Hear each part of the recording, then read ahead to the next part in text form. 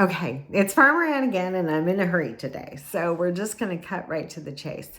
So yesterday I was talking about stress trees and why they can produce more positive results on the parts of a plant that human beings are most interested, the consumable part of the plant, and how stressing them out intentionally can make things happen.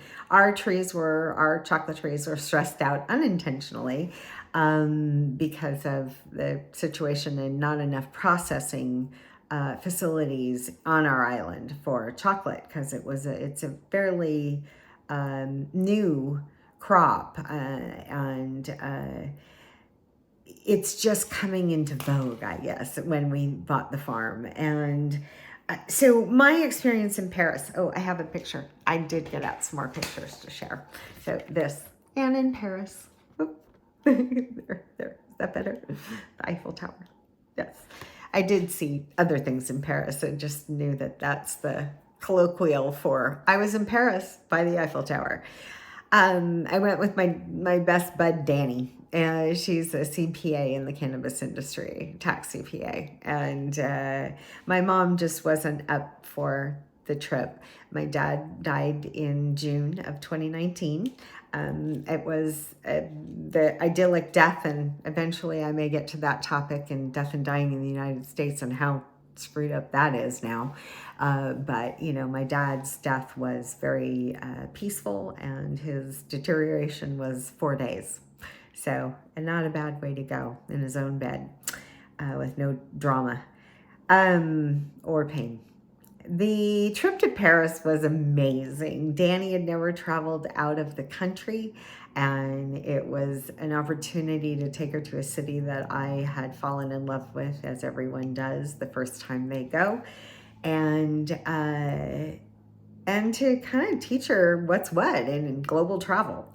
The event was 4 days, and massive numbers of Parisians and people from all over Europe traveled there just to come and taste all the chocolate and be at the show.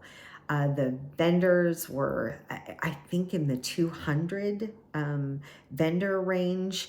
It was huge. And they open up to let all the vendors set up booths. And that night, all of the people, the other vendors and all of the people participating could go and sort of, just walk around before the public invaded the next day. And so Danny and I, that was our first day in Paris. We had gotten in late the night before and gone straight to bed. And so we had spent a day running around Paris and seeing some stuff. And then that evening we got all dressed up and we went to the showroom floor and walked around and tasted chocolate and chocolate and chocolate. And we got home and we went to our hotel and we were laying in bed. And I said, Danny, I can't go to sleep. I'm so tired, but I can't go to sleep. And she goes, I know, me neither. And I said, well, duh. We just ate like massive quantities of caffeine because we ate massive quantities of chocolate. So we got up and we played cards until we eventually, I think we fell asleep for a short period before the next day at the trade show. But Paris, there's an interesting connection. There is this thing in France that developed in France regarding wine called terroir. And biologists and botanists, or the people that make these decisions, define terroir as a regional distinction based on environmental factors that increase the certain characteristics of the part of the plant that we eat. Maybe the whole plant, but at least the part of the plant that we care about and can quantify differences. France enacted that into regional wine producing names. So like Champagne globally can only come from the Champagne region in France, which is terroir taken to the nth degree, like formalized. And other countries do it for other kinds of food stuff, cheese and olive oils and etc. But the French, of course, took it all the way to the, snobbery level.